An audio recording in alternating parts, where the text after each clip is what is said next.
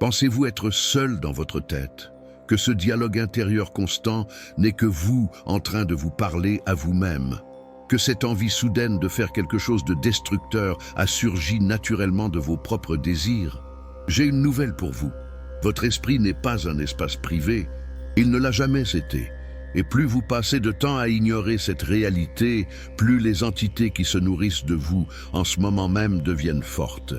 Elena Blavatsky n'écrivait pas de fiction d'horreur lorsqu'elle décrivait les entités du plan astral. Elle a passé des années au Tibet et en Inde, étudiant avec des maîtres qui voyaient au-delà du voile physique.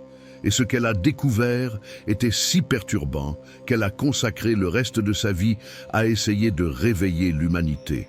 Parce qu'il existe 3 types d'entités conscientes qui dépendent de votre ignorance pour survivre. Elles ne vivent pas dans des dimensions lointaines. Elles sont ici, maintenant, collées à votre aura comme des sangsues invisibles. Et chaque pensée toxique, chaque émotion dense, chaque décision ignorante que vous prenez est de la nourriture pour elles.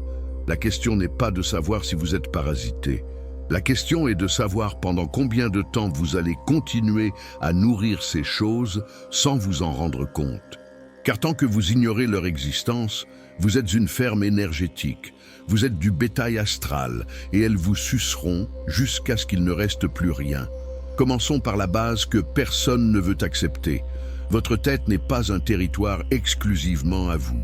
Blavatsky était direct dans la voie du silence. Le plan astral est bondé d'entités qui communiquent avec les humains à travers des impressions mentales. Cette pensée de colère qui est apparue de nulle part pendant que vous conduisiez. Cette voix intérieure qui vous convainc que vous êtes un raté, cette compulsion soudaine pour quelque chose dont vous ne vouliez même pas 5 minutes auparavant. Cela ne vient pas toujours de vous, et c'est la partie qui effraie.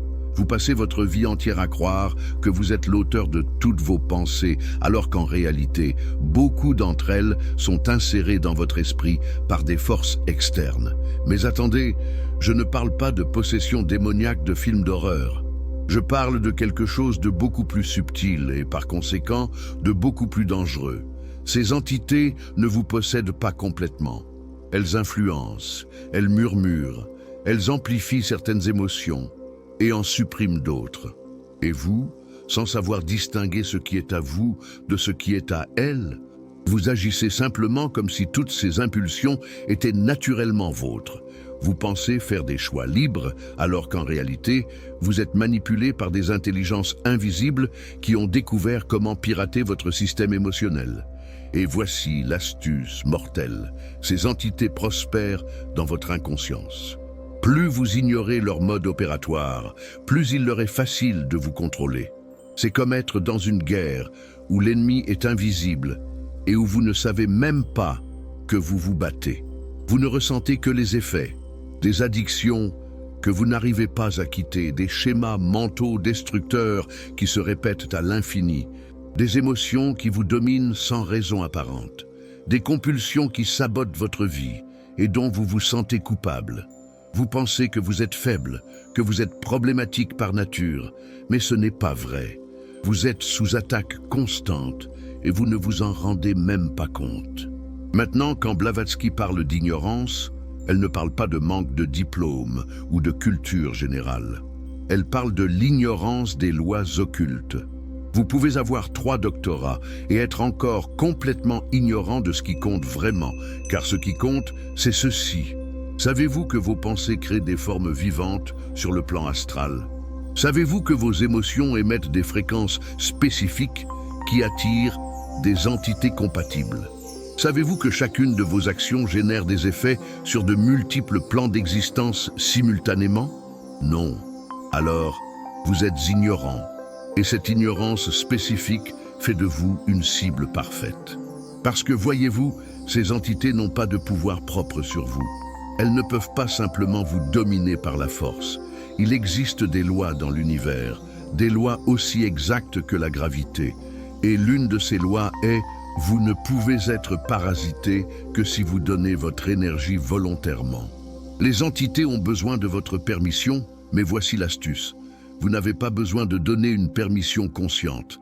Il vous suffit d'entrer dans certains états émotionnels, et voilà. Les vannes s'ouvrent, colère intense, banquet ouvert, peur prolongée, buffet libre, luxure obsessive, carburant premium. Et vous ne savez même pas que vous donnez votre force vitale, car personne ne vous a jamais expliqué comment cela fonctionne. Blavatsky a utilisé un terme très spécifique pour décrire ce processus, le vampirisme psychique. Et ce n'est pas de la poésie, c'est de l'anatomie occulte. Tout comme un vampire mythologique se nourrit de sang, ces entités se nourrissent de prana, votre énergie vitale. Mais elles ne peuvent pas simplement sucer. Vous devez ouvrir les robinets. Et vous le faites chaque fois que vous plongez dans des états émotionnels denses pendant de longues périodes. Chaque heure que vous passez à ruminer de la colère, chaque jour où vous vivez dans une anxiété constante, chaque nuit où vous vous enfoncez dans des désirs obsessifs, vous servez littéralement votre énergie sur un plateau à ces choses. Et voici la partie cruelle. Plus elles se nourrissent, plus la compulsion en vous devient forte pour répéter ces états, car elles veulent être nourries à nouveau. Alors, elles amplifient les émotions qui génèrent de l'énergie pour elles. Vous restez piégé dans un cycle vicieux où la colère génère plus de colère, la peur génère plus de peur, l'addiction génère plus d'addiction et vous pensez que c'est juste votre personnalité, votre tempérament, vos problèmes psychologiques. Mais ce n'est pas seulement cela. Il y a quelque chose d'invisible qui vous pousse vers ces états parce que vous êtes devenu une source de nourriture. Passons maintenant à ce qui importe vraiment. Blavatsky a identifié 3 catégories principales d'entités qui se spécialisent dans le pompage d'énergie des humains ignorants. Et attention, ce ne sont pas les seules choses qui existent sur le plan astral. Il y a beaucoup de choses là-bas. Il y a des élémentaux de la nature qui sont neutres. Il y a des esprits évolués qui aident. Il y a toutes sortes de formes de vie astrale. Mais ces 3 catégories spécifiques dépendent de votre ignorance pour exister. Sans votre ignorance, elles meurent de faim. Je vais vous présenter chacune d'elles et vous reconnaîtrez parfaitement comment elles vous ont déjà affecté. Première catégorie, vos propres créations, les formes pensées que vous générez sans vous en rendre compte. Et voici ce qui va faire mal, vous créez vos propres parasites. Chaque fois que vous avez une pensée chargée d'une émotion forte, surtout des émotions négatives, vous créez littéralement une entité sur le plan astral. Blavatsky est clair là-dessus. La pensée est une force créatrice et quand la pensée se combine avec l'émotion, elle prend forme. Ce n'est pas symbolique, c'est littéral. Ces formes pensées ont une apparence reflétant généralement la nature de la pensée qui les a créées. Une pensée de haine crée des formes grotesques, tordues d'apparence agressive. Une pensée de luxure crée des formes sensuelles mais vampiriques. Une pensée d'envie crée des formes vertes et corrosives. Et ces formes ont une vie, pas une vie complète comme la vôtre, mais une semi-conscience, un instinct de survie basique. Et leur instinct est simple, vous faire répéter la pensée qui les a créées. Car chaque fois que vous repensez cette même pensée, vous les nourrissez, vous renouvelez leur existence, et plus vous répétez, plus elles deviennent fortes, jusqu'à ce qu'elles semblent être une partie inséparable de votre personnalité. Ce schéma mental destructeur que vous n'arrivez pas à briser, cette obsession qui revient toujours, cette rancœur que vous ne pouvez pas surmonter, ce n'est pas seulement une faiblesse de caractère. C'est une forme pensée que vous avez créée et nourrie jusqu'à ce qu'elle devienne un monstre qui vous contrôle désormais. Et voyez l'ironie parfaite. Vous créez la chose qui vous emprisonne.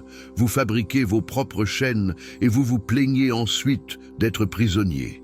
Mais vous êtes à la fois le geôlier et le prisonnier. Blavatsky a vu cela se produire des milliers de fois. Des personnes piégées dans des schémas mentaux qu'elles ont elles-mêmes créés, nourrissant ces larves mentales jour après jour, renforçant leur propre prison et se demandant ensuite pourquoi la vie est si difficile.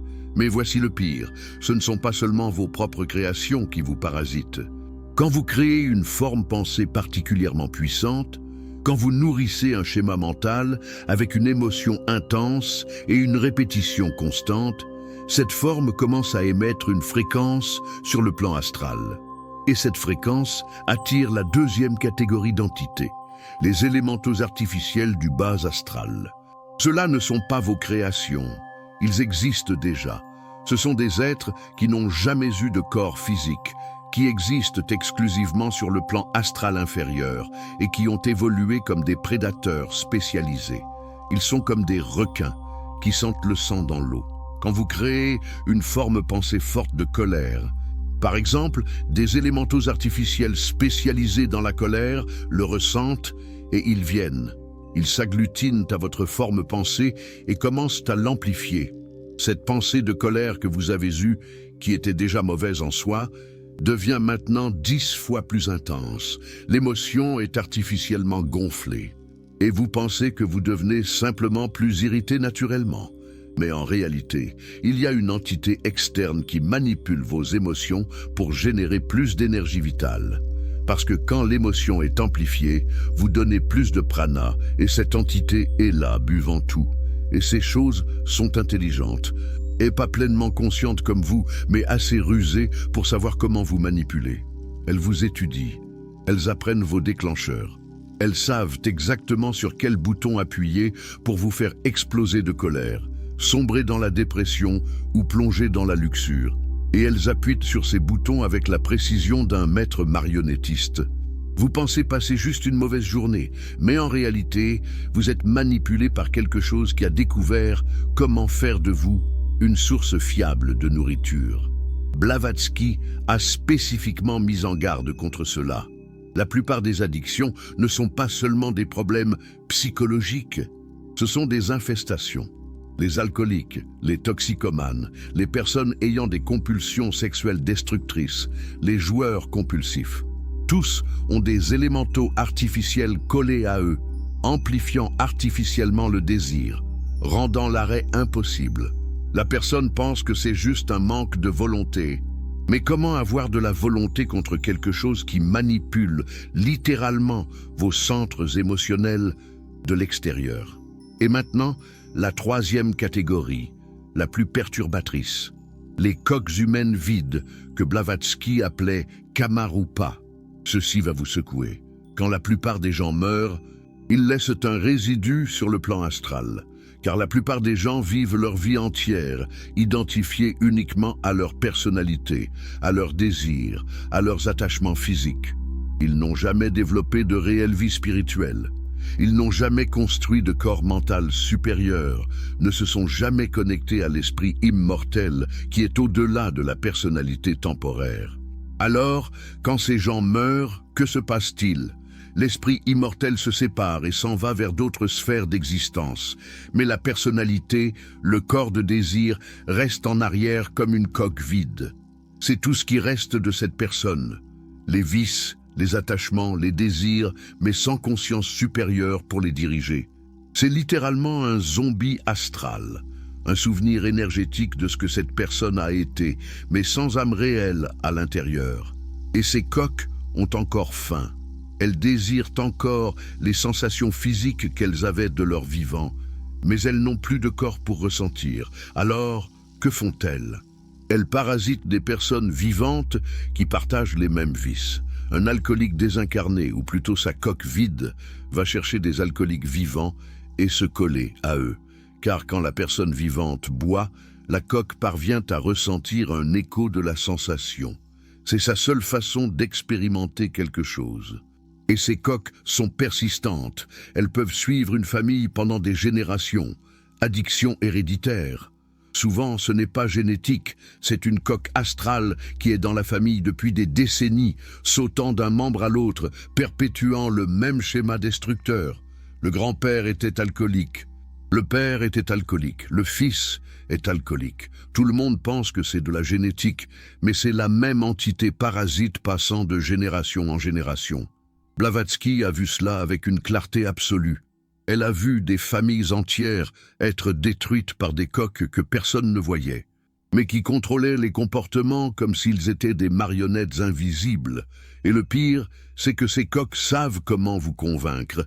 Elles utilisent votre propre voix intérieure. Cette pensée, juste un verre, ça ne fera pas de mal, ne venait pas de vous, Elle venait de la coque collée à vous qui est désespérée de ressentir à nouveau l'alcool. Cette impulsion, juste cette fois, après j'arrête, n'est pas la vôtre. C'est l'entité qui vous manipule pour obtenir ce qu'elle veut. Et maintenant, vous comprenez le schéma. Toutes ces trois catégories, vos propres formes pensées, les élémentaux du bas astral, les coques humaines vides, partagent une vulnérabilité fatale. Elles ne peuvent vous affecter que tant que vous ignorez leur existence. Tant que vous croyez que toutes ces pensées et impulsions sont naturellement vôtres, vous êtes otage.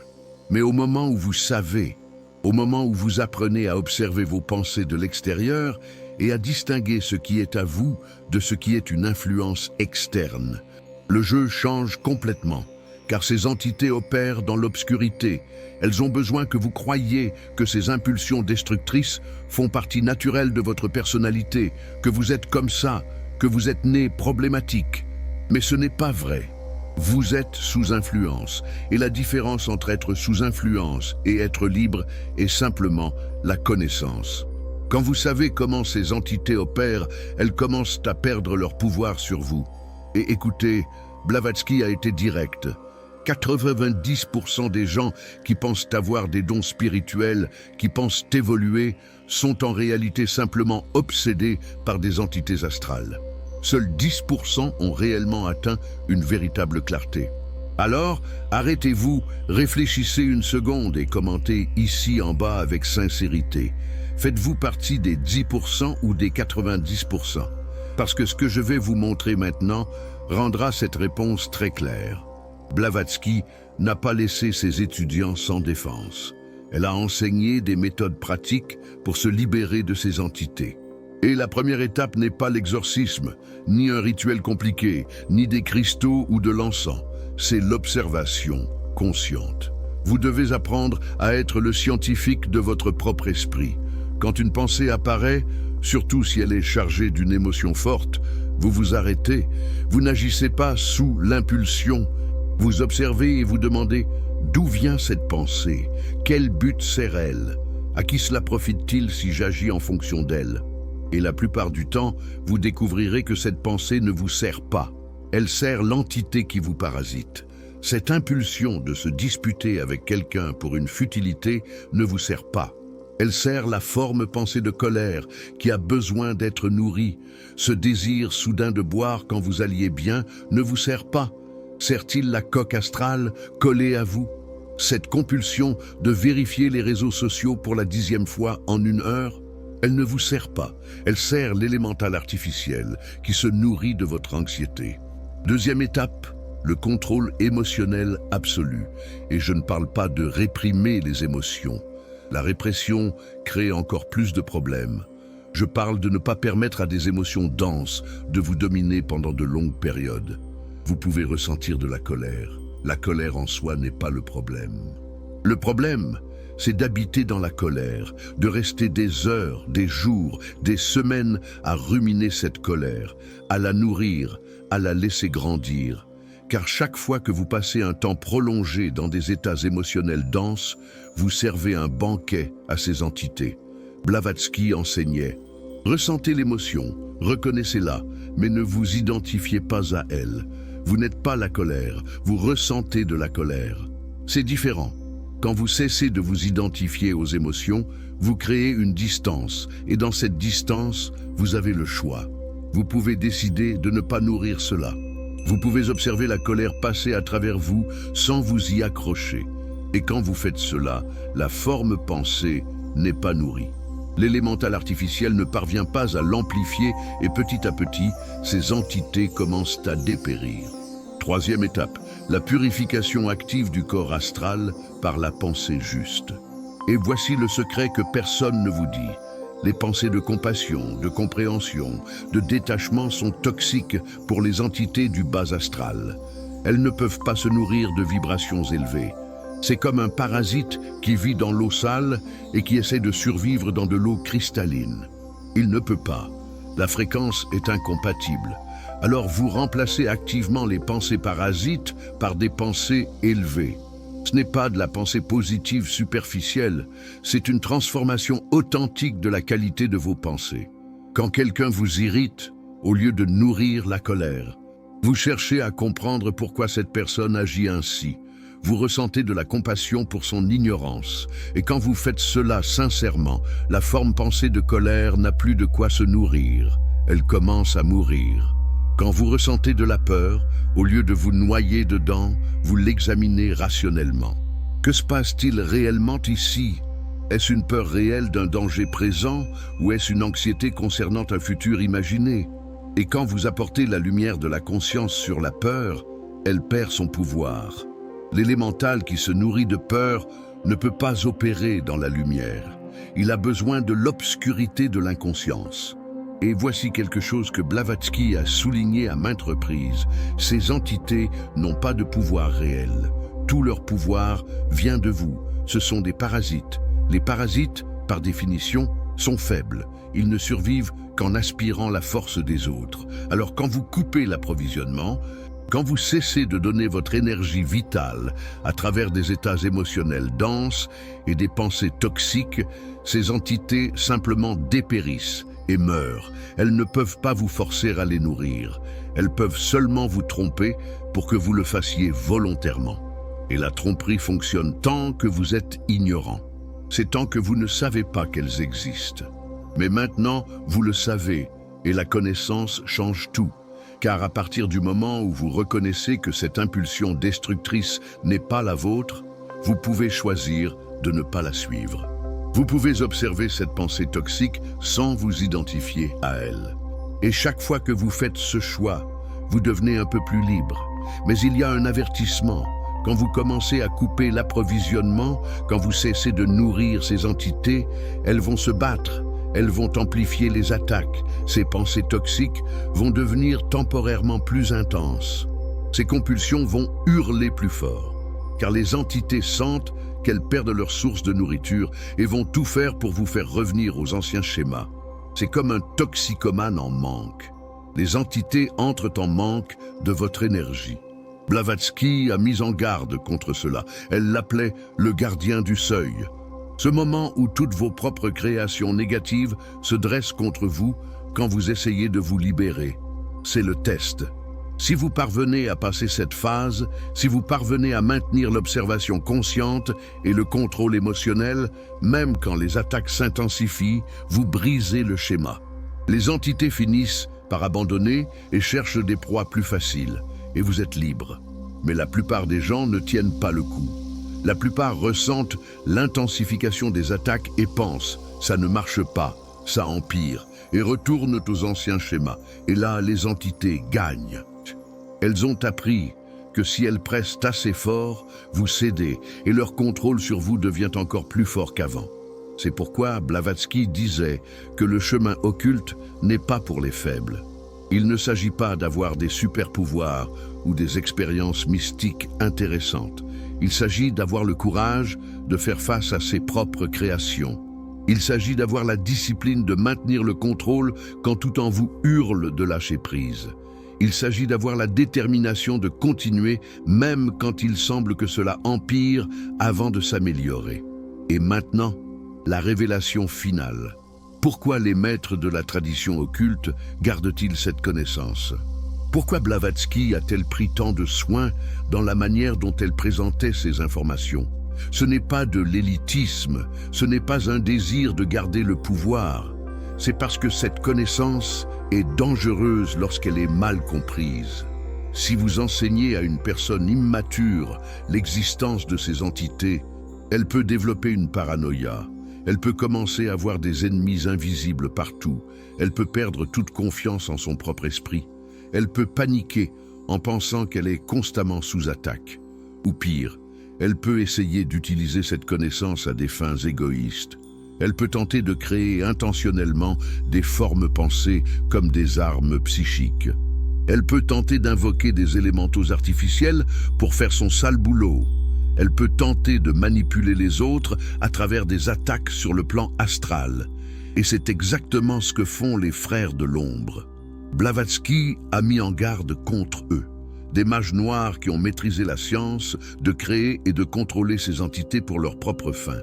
Et ces frères de l'ombre ont tout intérêt à maintenir l'humanité dans l'ignorance, car les humains ignorants sont des fermes d'énergie. Plus il y a de peur, de haine, de violence, d'addiction dans la société, plus ces mages accumulent du pouvoir. Ils perpétuent intentionnellement l'ignorance. Ils ridiculisent la connaissance occulte réelle. Ils répandent de la désinformation, mélangeant vérité et mensonge. Ils promeuvent une spiritualité commerciale superficielle qui maintient les gens à tourner en rond sans jamais atteindre la connaissance réelle. Et quiconque tente de réveiller l'humanité en masse devient une cible. Blavatsky a été attaquée constamment. Elle a été diffamée, ridiculisée, accusée de fraude et persécutée. Non pas parce qu'elle trompait les gens, mais parce qu'elle disait la vérité. Et la vérité menaçait un système de contrôle qui existe depuis des millénaires. Un système où des humains ignorants servent de bétail astral pour des entités et des mages qui se nourrissent d'eux. Mais Blavatsky l'a fait quand même, parce qu'elle savait que la seule forme réelle de libérer l'humanité passe par la connaissance. La connaissance de qui vous contrôle réellement quand vous pensez être aux commandes. La connaissance des prédateurs invisibles qui se nourrissent de votre ignorance. La connaissance des lois qui gouvernent les plans subtils et surtout, la connaissance de comment vous créez vous-même les chaînes qui vous lient. Et maintenant, vous avez cette connaissance. Vous connaissez les 3 catégories d'entités. Vous savez comment elles opèrent. Vous savez qu'elles dépendent de votre ignorance pour survivre. Et vous savez qu'au moment où vous devenez conscient, au moment où vous apprenez à observer vos pensées sans vous y identifier, au moment où vous coupez l'approvisionnement en énergie par le contrôle émotionnel et la pensée juste, ces entités perdent tout pouvoir sur vous. La question maintenant est simple. Qu'allez-vous faire de cette connaissance? Allez-vous continuer à être une ferme énergétique? Allez-vous continuer à nourrir des formes pensées parasites, des élémentaux artificiels et des coques humaines vides? Allez-vous continuer à donner votre force vitale à des entités qui vous maintiennent prisonniers de schémas destructeurs? Ou allez-vous vraiment vous réveiller et commencer à observer votre propre esprit, apprendre à distinguer vos pensées réelles des influences externes, avoir le courage de faire face au gardien du seuil lorsqu'il se dressera contre vous? Parce qu'il n'y a pas de juste milieu ici. Soit vous vous réveillez, ou soit vous dormez, soit vous vous libérez, soit vous êtes parasité. Et maintenant que vous savez, maintenant que vous ne pouvez plus invoquer l'ignorance, la responsabilité est vôtre. Chaque fois que vous cédez à une impulsion destructrice, vous faites un choix conscient de nourrir ces entités. Chaque fois que vous permettez à des émotions denses de vous dominer pendant des heures, vous donnez consciemment votre énergie vitale. Et chaque fois que vous observez une pensée toxique et choisissez de ne pas la suivre, vous coupez l'approvisionnement et devenez un peu plus libre. Blavatsky disait que l'humanité est maintenue en esclavage, non par des chaînes externes, mais par des chaînes qu'elle forge elle-même. Et la clé de ces chaînes a toujours été en vous. Elle a toujours été la connaissance, elle a toujours été la conscience, et maintenant vous avez les deux. La seule question qui reste est: allez-vous utiliser cette clé ou allez-vous continuer à prétendre que vous ne savez pas encore où elle se trouve?